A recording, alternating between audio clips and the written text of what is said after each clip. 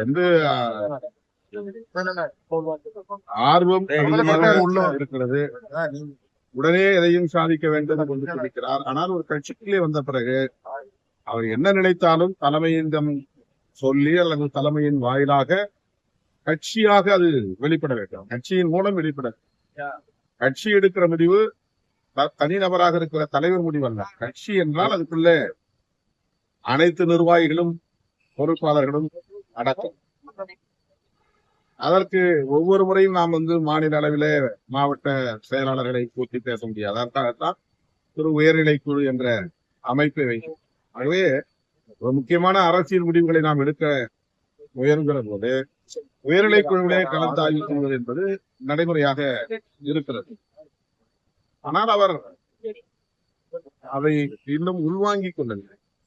ஒரு அமைப்பு, அந்த அமைப்பின் நடைமுறை ஆகியவற்றை உள்வாங்கிக் கொள்வது முக்கியமானது. அவர் பொது வாழ்க்கையில் ஈடுபட வேண்டும் என்கிற துடிப்பை கொண்டிருக்கிறார். அது வரவேற்கத்தக்கது. தலித்துகள், பழங்குடிகள், பெண்கள் போன்ற விளிம்பு நிலை மக்களின் நலன்களுக்காக போராட வேண்டும் என்கிற எண்ணமும் அவரிடத்தில் இருப்பதை வரவேற்கிறோம். ஆனால் அவசரம் கூடாது. அமைப்புக்கு கட்டுப்பட்டு இயங்குகிற ஒரு பாங்கு அவசியமானது, பக்குவம் அவசியமானது. இல்ல, தலைவருடைய வார்த்தைகள் எப்பயுமே நான் கட்டுப்படுறேன். அவர் என்ன சொல்றாரோ